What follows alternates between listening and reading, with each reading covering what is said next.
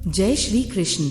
दोस्तों, ओम पितृदेवाय नमः। एक बार की बात है जब भगवान श्री हरि विष्णु वैकुंठ लोक में विराजमान थे। तभी उनके वाहन और अनन्य भक्त गरुड़ जी ने प्रभु के चरणों में प्रणाम कर निवेदन किया, हे प्रभु, एक शंका बहुत समय से मेरे हृदय को विचलित कर रही है। कहा जाता है कि पितृपक्ष के दिनों में हमारे पूर्वज स्वर्ग से उतरकर अपने वंशजों के घर आते हैं, उनका अन्न जल ग्रहण करते हैं और आशीर्वाद देकर लौटते हैं। पर यह रहस्य मेरे लिए आज भी अस्पष्ट है। वे किन विशेष क्षणों पर आते हैं? क्या वे दिन में आते हैं या रात्रि के अंधकार में? क्या वे केवल तब आते हैं जब उन्हें आह्वान किया जाए या स्वयं भी हमारे समीप आ जाते हैं? गरुड़ जी की जिज्ञासा सुनकर भगवान विष्णु ने मंद मुस्कान के साथ कहा, हे पक्षीराज, तुम्हारा प्रश्न पवित्र और कल्याणकारी है।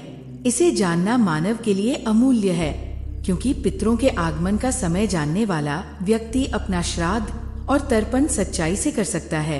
ध्यान से सुनो, मैं तुम्हें ये गहन रहस्य बताता हूँ।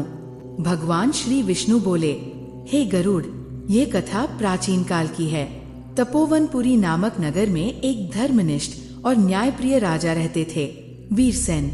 वे सदैव यज्ञदान और धर्म में लगे रहते, प्रजा का भला करते और सदा सत्य का अनुसरण करते। पर उनके हृदय में एक गहरी जिज्ञासा थी। जब भाद्रपद पूर्णिमा से अमावस्या तक पितृपक्ष आता तो नगरवासी श्रद्धा से श्राद्ध, पिंडदान और तर्पण करते। कहते हैं पितर स्वर्ग से उतरकर पृथ्वी पर आते हैं और अर्पित अन्न जल लेते हैं। पूरा नगर पवित्र और गंभीर हो जाता। पर वीरसेन के मन में यह प्रश्न था कि पितर वास्तव में कब आते हैं, दिन में, रात में या सिर्फ आह्वान पर? ये रहस्य उन्हें रात दिन व्यथित करता रहा।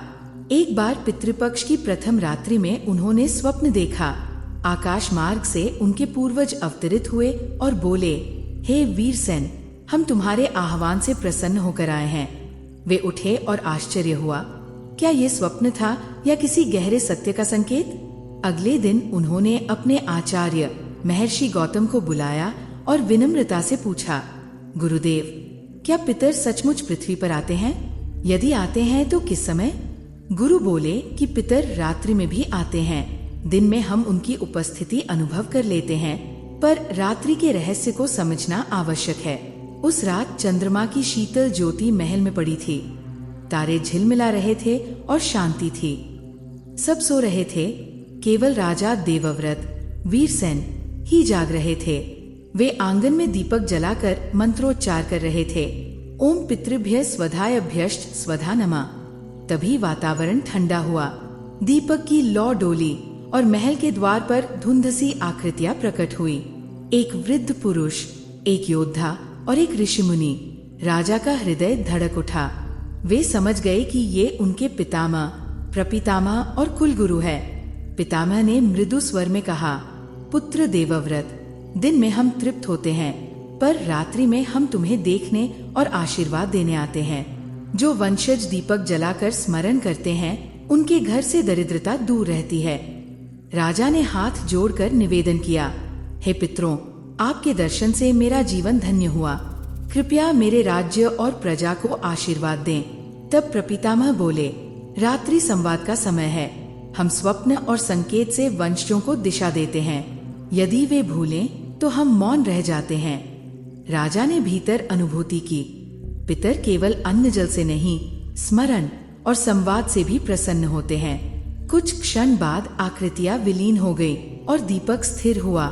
राजा दिव्या आनंद से भर उठे और निश्चय किया कि प्रतिदिन रात्रि में दीपक जलाकर स्मरण करेंगे। अगली सुबह वे महर्षि भारद्वाज के पास गए और सारी घटना सुनाई। गुरु ने कहा, राजन, ये संकेत है कि पितर तुम्हारी श्रद्धा से प्रसन्न हैं। श्राद्ध केवल कर्म कांड नहीं, ये धर्म पालन का संदेश भी है। उस रात पितरों ने राजा को शिक्षा दी, वंश तभी समृद्ध रहेगा जब वे सत्य बोलेंगे, धर्म की रक्षा करेंगे और प्रजा के हित में काम करेंगे। उन्होंने दिखाया कि श्राद्ध करने वाले वंशजों के पितर स्वर्गलोक को सरलता से प्राप्त करते हैं, जबकि उपेक्षित पितर भटकते रहते हैं। राजा ने प्रतिज्ञा की कि वे जीवन पर्यंत श्राद्ध और धर्म निभाएंगे। दीपक की लौ स्थिर हुई और चारों ओर शांति छा गई। तभी एक मधुर गंभीर स्वर सुनाई दिया, पुत्र वीरसेन, हम तुम्हारे आह्वान पर ही उपस्थित हुए हैं। श्राद्ध का नियम यही है, श्रद्धा से पुकारो और हम सूक्ष्म रूप में तुरंत उपस्थित हो जाते हैं। राजा की आंखों में आंसू थे। उन्होंने पूछा, क्या हर गृहस्थ जब तर्पण करता है तब आप सचमुच आते हैं? स्वर ने उत्तर दिया, हाँ पुत्र, चाहे छोटा अर्पण हो या बड़ा भोज, हमारी दृष्टि केवल श्रद्धा पर टिकी है। तिल, कुश, जल की आहुति जब शुद्ध मन से दी जाती है तो हम उसे अमृत मानकर स्वीकार करते हैं, पर अगर मन अशुद्ध हो तो सोने से भरा थाल भी हमें तृप्त न कर सके। उस स्वर ने आगे कहा, पुकार की शक्ति अद्भुत है। जब संतान स्वधा मंत्र से जल अर्पित करती है तो पितर तुरंत उत्तर देते हैं, और यदि कोई भूल कर भी हमें ना पुकारे तो हम प्रतीक्षा करते हैं, शायद अगली पीढ़ी याद कर ले। यही कारण है कि श्राद्ध सिर्फ कर्म नहीं, पीढ़ियों को जोड़ने वाली दिव्य कड़ी है। राजा वीरसेन ने ये रहस्य सभा में बताया। हे प्रजाजनों, जब भी आप अपने पितरों का आह्वान करें, ये मत सोचो कि वे दूर स्वर्ग से आने में समय लेंगे। वे सूक्ष्म रूप से तुरंत उपस्थित हो जाते हैं। तर्पण के जल को कम मत समझो, वही जल पितरों के लिए अमृत है। लोग अभिभूत हुए और कई गृहस्थों ने उसी दिन से नियमित तर्पण और स्मरण आरंभ कर दिया। इस प्रकार राजा ने समझ लिया कि पितर किसी निश्चित स्थान पर बंधे नहीं रहते, वे श्रद्धा और आह्वान की ध्वनि से अपने वंशजों के पास पहुंच जाते हैं, बशर्ते पुकार सच्ची हो, दिखावे की नहीं। राजा वीरसेन ने फिर ये भी जानना चाहा कि क्या पितर केवल अन्न जल ही स्वीकार करते हैं या संतान के जीवन में मार्गदर्शन, आशीर्वाद भी देते हैं। ये जानने का अवसर शीघ्र ही मिला। राज्य में वर्षा न होने से सामान्य संकट खड़ा हो गया। खेत सूख गए और प्रजा दुखी हुई। एक रात राजा के कक्ष में हल्की रोशनी फैली, मधुर सुगंध आई और आवाज सुनाई दी, पुत्र घबराओ मत, ये काल प्रजा की परीक्षा है, पर हम तुम्हें उपाय बताएंगे। गंगा तट पर पीपल के नीचे यज्ञ कर और पितरों को तर्पण दे, वर्षा अवश्य होगी। राजा ने आज्ञा दी और अगले दिन यज्ञ आरंभ हुआ। राजा ने पितरों का आह्वान कर अर्घ्य दिया। तभी आकाश में घने बादल छा गए और वर्षा हुई। सूखी धरती हरियाली से भर उठी। प्रजा आनंदित हुई और कहने लगी कि हमारे राजा को स्वयं पितरों का आशीर्वाद प्राप्त है। उस रात स्वर फिर आया, पुत्र, पितर केवल तुम्हें ही आशीर्वाद नहीं देते।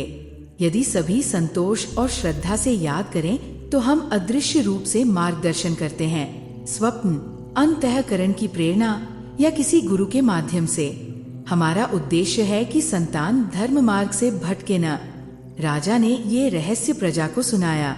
पितर केवल कर्मकांड के पात्र नहीं, वे हमारे रक्षक भी हैं। उनकी आत्माएं हमारे चारों ओर रहती हैं।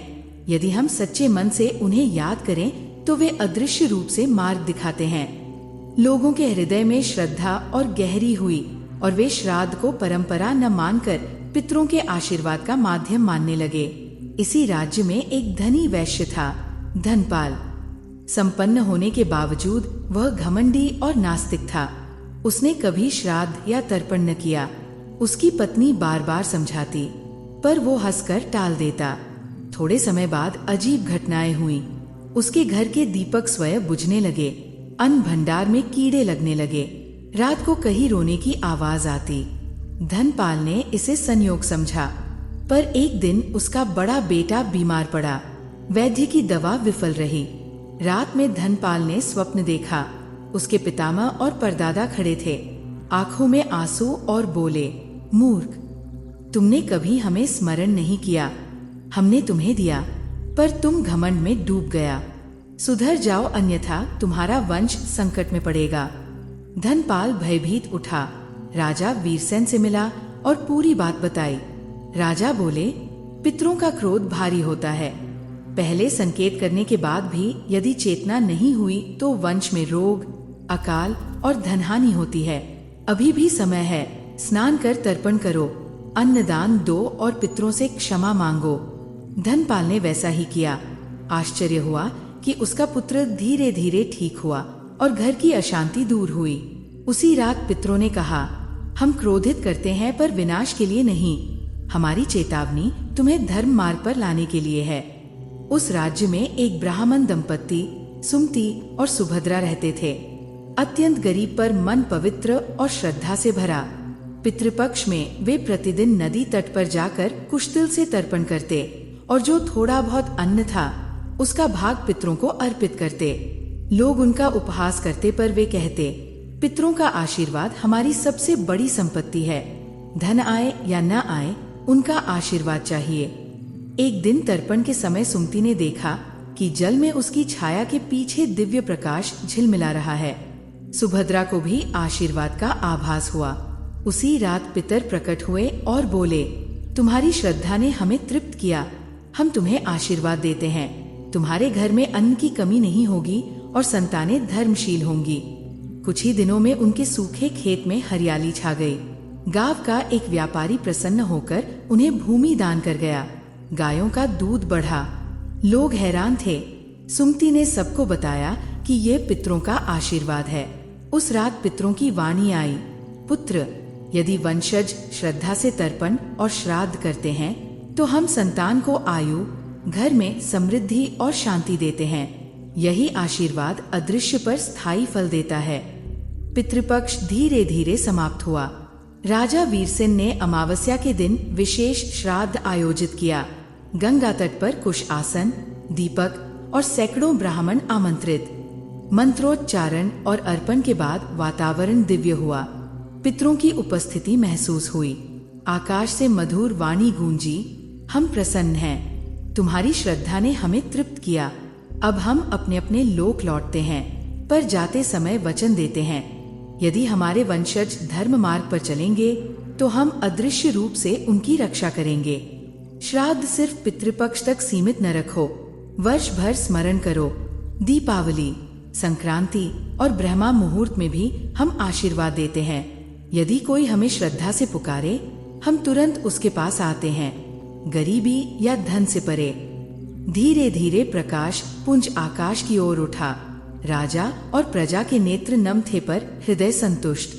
पितरों की आकृतियां एक एक कर दिव्य मार्ग से आगे बढ़ीं, मानो आकाश का द्वार खुल गया हो। जाते समय वाणी फिर गूंजी, पुत्रों, अगले पितृपक्ष में फिर मिलेंगे। तब तक धर्म मार्ग पर चलो और हमें अपने जीवन से अलग न मानो। उस दिन के बाद राजा वीरसेन ने राज्य में नई परंपरा स्थापित की। पितृपक्ष की समाप्ति पर दीपदान कराना अनिवार्य किया। वह दीप इस बात का प्रतीक होगा कि हमारे पितर लौट गए हैं, पर उनकी ज्योति हमारे जीवन में सदा बनी रहेगी। प्रिय भक्तों, पितृपक्ष केवल कर्मकांड का समय नहीं है। यह अपने पूर्वजों के प्रति कृतज्ञता और श्रद्धा अर्पित करने का पवित्र अवसर है। जिस तरह वृक्ष अपनी जड़ों से शक्ति पाता है, उसी तरह हमारा जीवन भी पितरों के आशीर्वाद से फलता फूलता है। अतः इस पवित्र काल में हम सभी को श्रद्धा से श्राद्ध, तर्पण और दान करना चाहिए, ताकि हमारे पितर प्रसन्न रहें और उनकी कृपा बनी रहे।